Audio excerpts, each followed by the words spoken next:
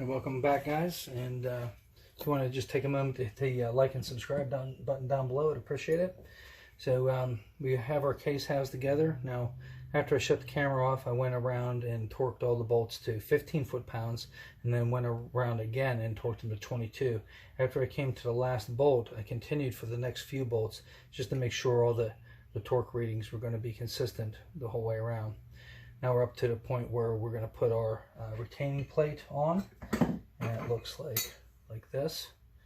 And first thing we got to do is put a snap ring on this side. So I've already done that. Just use a pair of snap ring pliers. You pull up in the shaft real good and then drop it down in. It's not the easiest thing to get in, but there's not a whole lot of room to work with.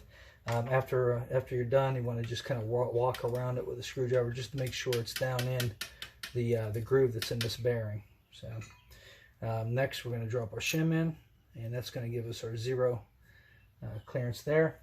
Now on the original ones, you see this line here. This is where the old shim was actually rubbing, and actually, well, it's on this side. There's a little bit of a line there, and on the other side, this is where this bearing was rubbing, and you can see the little escape areas there for oil that builds up in there.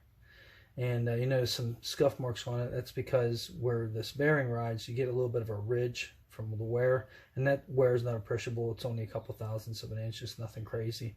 But what I did to get rid of that little rolled edge is just clamp this in a vise and took a file and just kind of went over it with a file. Done and done. So we take this and place it on top, and then we're going to take our bolts, which I've already put the blue Loctite on. And I've got to tell you, they put red Loctite on these from the factory. I always remove all that because if you've ever tried to take these out, they're a little bit of a bear. So you gotta put a socket on there, hit it with a hammer to kind of break it, break the bond, and then use an impact and try and get these out.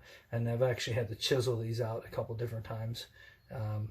So if you ruin one, they're a special bolt. You have to get another transmission and steel bolt out of those. So anytime you have one of these apart, always try to save these if you can. So we got a little bit of blue Loctite on there in case we need to take this apart later. I'll put that in and these in. There's two different sizes. There's 3 that's a 10 millimeter, and then there's 4. Get started in there. There's 4 that's 8 millimeter. Let me get these started.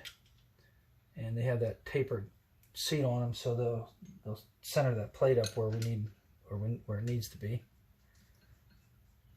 And we want to grab our torque socket, which is right here.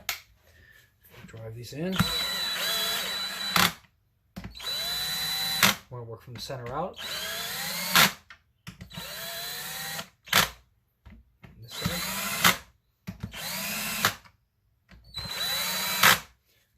We're going to go back with our torque wrench and tighten these up. So we're going to go about 15 foot-pounds on that on the first pass. And again, working from the center out. So there's almost a 15 already. There we go. This side.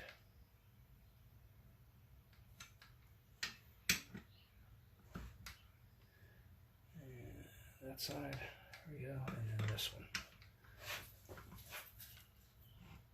There we go.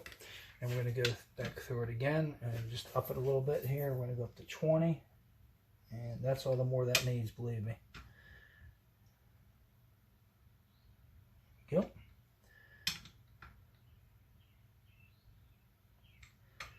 So just getting these inside ones first. Here and this one and last one, and we'll be okay. Okay, and that's how that's done. All right, now the next order of business is, turn this.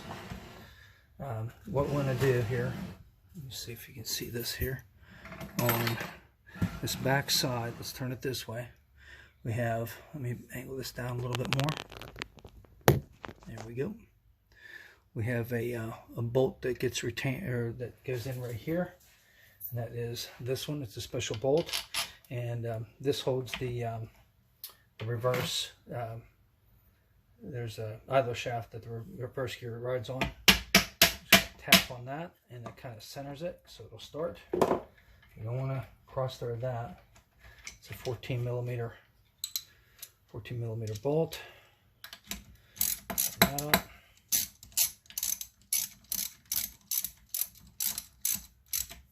Nothing crazy. There's a little seal washer on that, so you don't have to go crazy on it. Okay, then we're going to turn it, and we're going to get everything on this side. So first thing we're going to do is put the backup light switch in, and my D10 is right there, so I'm going to slide that on, slide that in rather. That's it. And I can't remember what size socket you use on that, but you got the crescent wrench here. It doesn't have to be crazy tight, just like that. It's fine. If you ever get any leakage out of that, you can take some gray silicone and put on there. That'll seal it up. And then we're going to take our 3 steel balls and our 3 springs and our 3 special bolts. We're going to assemble this. So we're going to put the ball in there, the spring, and that can just stay there, and the ball. Whoop. And there it goes. The ball. Stay in there. Draw them. The spring. Now, normally I do this with the transmission flipped up this way, so the balls wouldn't roll out. But I want you guys to be able to see this. So put the ball in and the spring, and we just start these up. Just finger tight for now. And you can see that, I don't know if you can see it, but that shaft just kind of came up because it centered itself where it needed to be. And this one, I'm going to grab a 17 millimeter. And you don't want to tighten these up too tight because you'll take the head right off. You just must start giving a little nudge. That's it.